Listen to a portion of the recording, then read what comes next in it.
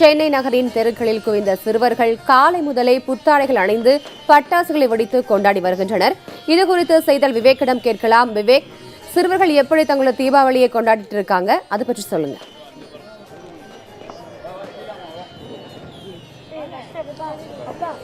ரித்திக், இந்த தீபாவளி பண்டிகை என்றாலே உடனடியாக உற்சாகம் தொற்றிக்கொள்வது குழந்தைகள் அப்படின்னு தான் நம்ம சொல்லணும். இங்கே சென்னையை பொறுத்தவரைக்கும் மேற்கு மாம்பலம் பகுதியில் நாம் இப்பொழுது இருக்கிறோம். இங்கே இருக்கக்கூடிய சிறுவர்களாக இருக்கட்டும், பெரியவர்களாக இருக்கட்டும், காலை முதலே அதிகாலையிலேயே எழுந்து புத்தாடை அணிந்து தங்களுடைய வாங்கி வைத்திருக்கக்கூடிய பட்டாசுகளை விடுத்து தங்களுடைய சக நண்பர்களுடனும் உறவினர்களுடனும் பெற்றோர்களுடனும் தீபாவளியை உற்சாகமாக கொண்டாடி கொண்டிருக்கிறார்கள். இங்கே நம்மிடம் சில சிறுவர்கள் இருக்கிறார்கள். அவர்கள் எப்படி இந்த தீபாவளியை கொண்டாடுறாங்க அப்படின்னு சொல்லி நம்ம கேட்கலாம். சொல்லுங்க, எவ்வளவோ பண்டிகைகள் இருக்கு, ஆனா இந்த தீபாவளி பண்டிகையை இந்த அதிகாலையில எழுந்து உங்க ஃப்ரெண்ட்ஸோட சேர்ந்து செலிப்ரேட் பண்றதை எப்படி பாக்குறீங்க நீங்க? இது ரொம்ப நல்லா இருக்கு. ஆக்சுவலி நான் கோயம்புத்தூர்ல இருக்கேன். நான் இது மாதிரி சில ஒகேஷன்ஸ்க்கு தான் இங்க சென்னைக்கு இது மாதிரி தீபாவளி தான் செலிப்ரேட் பண்றது எனக்கு ரொம்ப ஹாப்பியா இருக்கு. இப்போ உங்க ஃப்ரெண்ட்ஸ் எல்லாம் இங்க கோயம்புத்தூர்ல இருக்காங்க, ஆனா நீங்க இங்கே வந்திருக்கீங்க. உங்க வயசு பசங்களோட சேர்ந்து செலிப்ரேட் பண்றதை எப்படி பாக்குறீங்க நீங்க? எப்படி சொல்றதுன்னா, நான் இங்க எனக்கு அவ்வளவு ஃப்ரெண்ட்ஸ் இல்ல அங்க அளவுக்கு. பட் என்னோட ரிலேட்டிவ்ஸ் இங்க எல்லாருமே இங்க இருக்காங்க. சோ அவங்களோட செலிப்ரேட் பண்ணும்போது அங்க இருக்கிறதோட எனக்கு கொஞ்சம் ஹாப்பியா இருக்கு.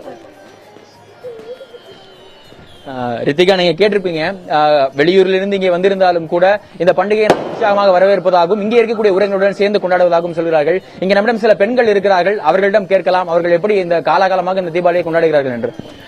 மேடம் வணக்கம். நீங்க பல ஆண்டுகளா நீங்க தீபாவளி கொண்டாடிட்டே இருந்திருப்பீங்க. ஒவ்வொரு வருஷமும் தீபாவளி எப்படி செலிப்ரேட் பண்ண ஆரம்பிக்கிறீங்க? அந்த கொண்டாட்டம் எப்படி தொடங்குது உங்களுக்கு? நாங்க எங்களுடைய பிரதர்ஸ் எல்லாம் மதுரையில இருந்து வந்திருக்காரு. முதல் நாள் நைட்டே நாங்க பூஜா ரூம்ல நாங்க பண்ணின ஸ்வீட்டு, காரம், புது ட்ரெஸ், பட்டாசு எல்லாம் வைத்து முதல் நாள் நைட்டே பூஜை ரொம்ப ரெடி பண்ணி விடுவோம்.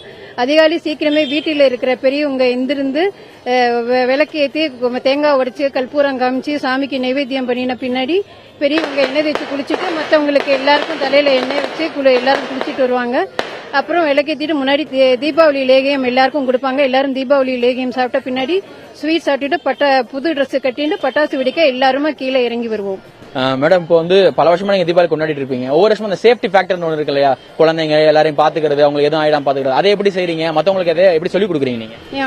நாங்க எல்லாரும் புது ட்ரெஸ் கட்டிக்க வரும்போது புது ட்ரெஸ் கட்டின்னு பட்டாசு எடுத்துட்டு வரும்போது எல்லாரும் செருப்பு போட்டுப்போம். கையில இந்த சானிடைஸ் கையில இந்த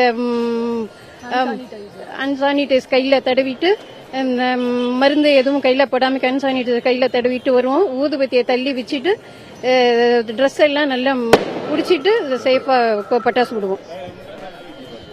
ரித்திகா, நீங்க கேட்டிருப்பீங்க எப்படி பாதுகாப்பான முறையில் இந்த தீபாவளி அவர்கள் கொண்டாடுகிறார்கள் என்றும், அதை ஒரே மாதிரி என்னென்ன சேஃப்டி ஃபேக்டர்ஸ்க்காக என்ன நடவடிக்கை எடுக்கிறார்கள் என்றும் சொல்கிறார்கள்.